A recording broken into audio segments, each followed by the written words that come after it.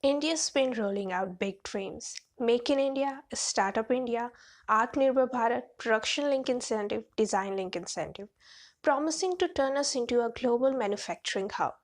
But let's cut through the noise. Is it working, or are we just hyping ourselves up? Is Made in India really made in India?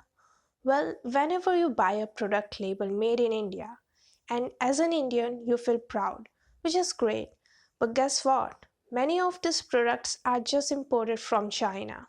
Tweak them a little, slap on an Indian label, and this sneaky trick is called white labeling. And it's everywhere: electronic, furniture, toys, everyday essential, and even festive items. And hence, it raises a lot of questions about the transparency of the so called Made in India products. Because, as per the trade regulation, if a product undergoes substantial transformation in a country, it qualifies as made in that country.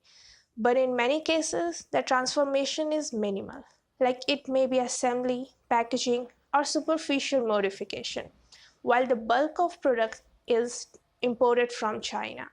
And this creates ambiguity about how much value addition is actually happening in India. But why does this matter? Because while the label screams local pride, the supply chain whisper made in China, Vietnam, or Korea, and the list goes on. In fact, more than 75% of electronic components are imported mostly from China. So, made in India often means assembled in India, and most consumers don't even realize it. Now, who is really benefiting from all this government initiative? Big businesses? Well, they have got the money, tech, resources to grab every incentive. Meanwhile, MSME, the backbone of India's economy, are simply struggling. Schemes like Atmanirbhar Bharat promise loan and support for small businesses, but many MSME found it hard to even access those funds. Big corporations, well, they're simply thriving, expanding, and leaving these small players in the dust.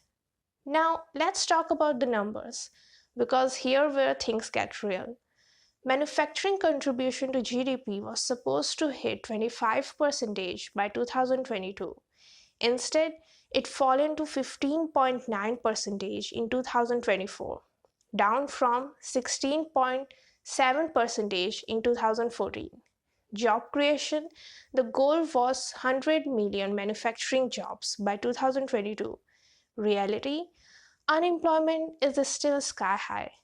When it comes to FDI, foreign direct investment did increase, but it's into IT and service sector and not the core manufacturing sector.